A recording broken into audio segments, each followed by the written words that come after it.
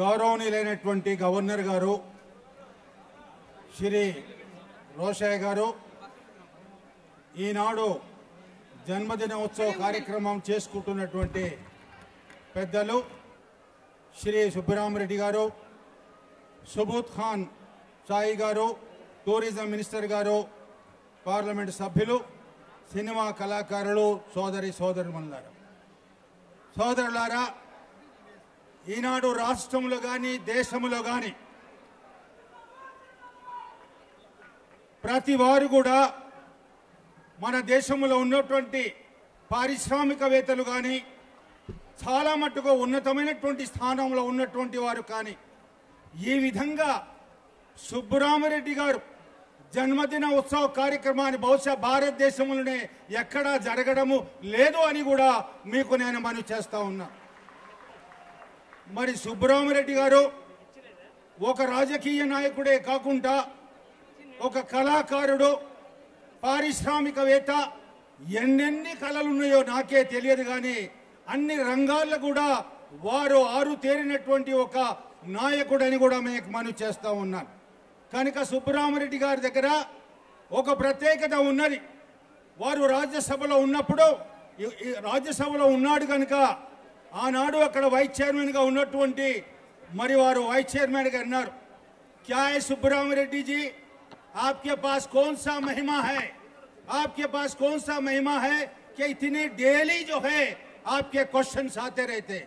కనుక ఆయన ఏమన్నాడంటే నాకు ఉన్నటువంటి శక్తి ఏందని పూర్తిగా ఒకటి వారు రుద్రాక్షమాల చూపించాడు. ఇది నా శక్తి, ఇది నా యొక్క ఈశ్వరుని యొక్క కటాక్షమని కూడా చెప్పినటువంటి సందర్భాలు ఉన్నాయని కూడా మనం చేస్తూ ఉన్నాను. అంతేకాదు ప్రజా జీవితంలో ఈనాడు చాలా మంది ధనవంతులు, ఉన్నతమైనటువంటి స్థానంలో ఉన్నటువంటి వారి కూడా ఇటువంటి ఒక కళాకారుల ఒక ప్రోత్సాహం కానీ ఇటువంటి చేసినటువంటి ఎక్కడ కూడా చూడలేదు. కనుక ఈనాడు కొంతమంది మన రాష్ట్రంలో బంగారు కుర్చీల మీద కూర్చున్నటువంటి మహానుభావులు కూడా ఉన్నారు. కనుక మరి ఈనాడు జీవితంలో ఏం కావాలి, ప్రతివాని కూడా డబ్బు కావాలి, తన సంపదన కావాలి. కానీ మానవ జీవితంలో ఈనాడు ప్రజా జీవితంలో కూడా కాస్త కొంత పనిచేసేటువంటి కాంట్రిబ్యూషన్ కూడా కావాలని కూడా నేను మనవి చేస్తా ఉన్నాను. అందుకే సుబ్బరామరెడ్డి గారు నీకున్నటువంటి ప్రఖ్యాతత ఏందో కానీ ఎక్కడ చూసినా ఒక ఆకర్షణ శక్తి ఉన్నది. ఈనాడు మరి ఒక వైజాగ్లో ఇంత గొప్ప సన్మానం చేయడం అంటే నేను ఎక్కడ కూడా చూడలేదు. బహుశా మరి అటువంటి వారు ఇంతవరకు మాకు కనబడలేదని మనం చేస్తా ఉన్నాను.